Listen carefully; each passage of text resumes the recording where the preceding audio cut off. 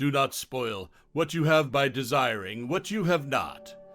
Remember that what you now have was once among the things you only hoped for. Is God willing to prevent evil, but not able? Then he is not omnipotent. Is he able, but not willing?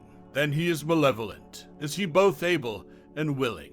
Then whence cometh evil? Is he neither able nor willing? Then why call him God? Death, therefore, the most awful of evils, is nothing to us, seeing that, when we are, death is not come, and, when death is come, we are not. He who is not satisfied with a little is satisfied with nothing. Of all the means to ensure happiness throughout the whole life, by far the most important is the acquisition of friends. Why should I fear death? If I am, then death is not. If death is, then I am not. Why should I fear that which can only exist when I do not? Long time men lay oppressed with slavish fear. Religious tyranny did domineer. At length the mighty one of Greece began to assent the liberty of man.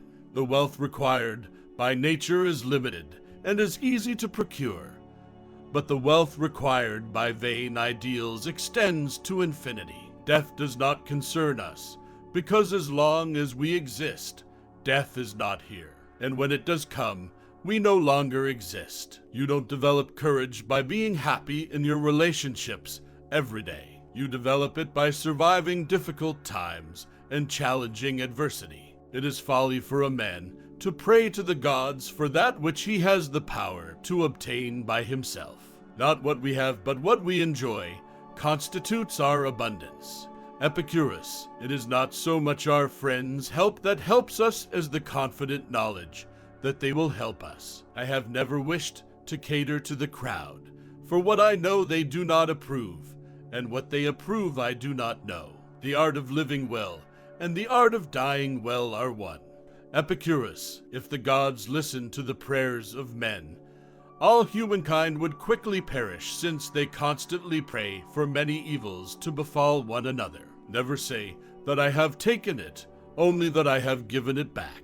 I was not, I was, I am not, I care not. Non fui, fui, non sum, non curo. He who has peace of mind disturbs neither himself nor another. He who has peace of mind disturbs neither himself nor another. Hic ego non multis, sed tibi, satis enim magnum alter alteri theatrum sumus. I am writing this not to many, but to you. Certainly we are a great enough audience for each other. Do not spoil what you have by desiring what you have not. Don't fear the gods. Don't worry about death. What is good is easy to get, and what is terrible is easy to endure.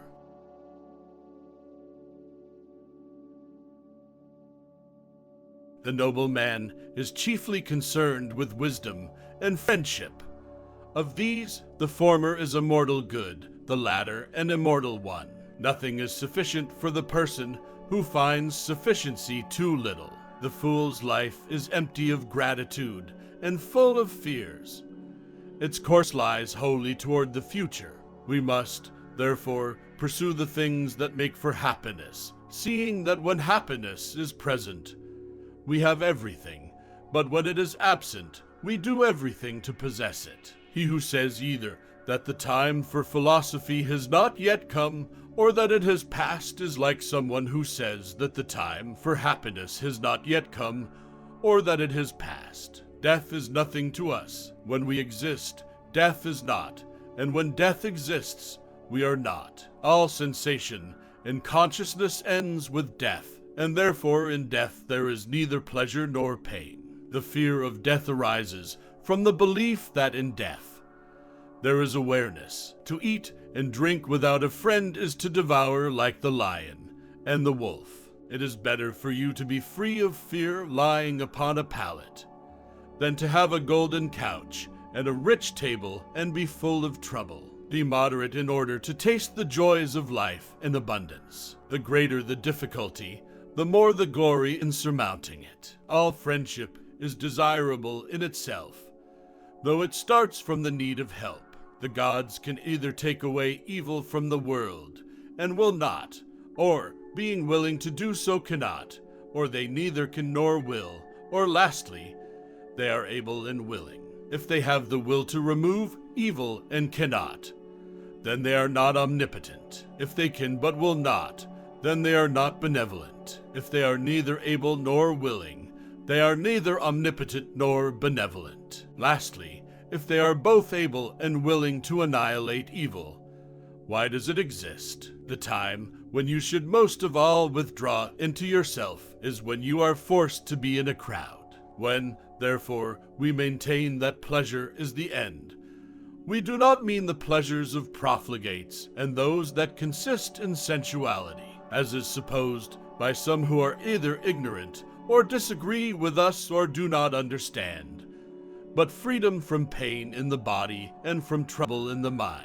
For it is not continuous drinkings and revellings, nor the satisfaction of lusts, nor the enjoyment of fish and other luxuries of the wealthy table, which produce a pleasant life, but sober reasoning, searching out the motives for all choice and avoidance, and banishing mere opinions, to which are due the greatest disturbance of the spirit. Death is nothing to us, since when we are, death has not come, and when death has come, we are not. Let no one delay the study of philosophy, while young nor weary of it when old. If you wish to make Pythocles rich, do not add to his store of money, but subtract from his desires. The purpose of all knowledge, metaphysical as well as scientific, is to achieve what Epicurus called ataraxia, freedom from irrational fears and anxieties of all sorts.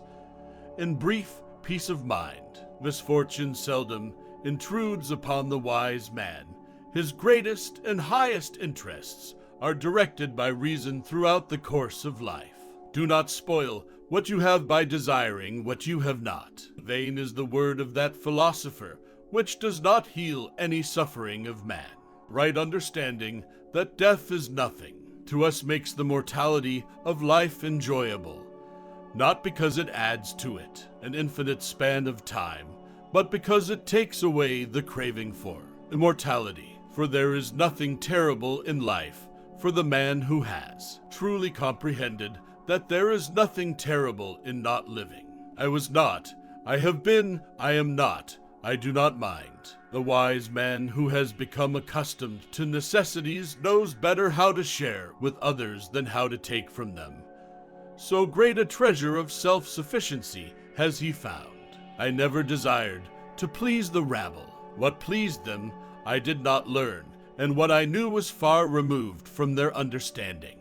The most important consequence of self-sufficiency is freedom. So death, the most terrifying of ills, is nothing to us, since so long as we exist, death is not with us. But when death comes, then we do not exist. It does not then concern either the living or the dead, since for the former it is not, and the latter are no more. We should look for someone to eat and drink with before looking for something to eat and drink.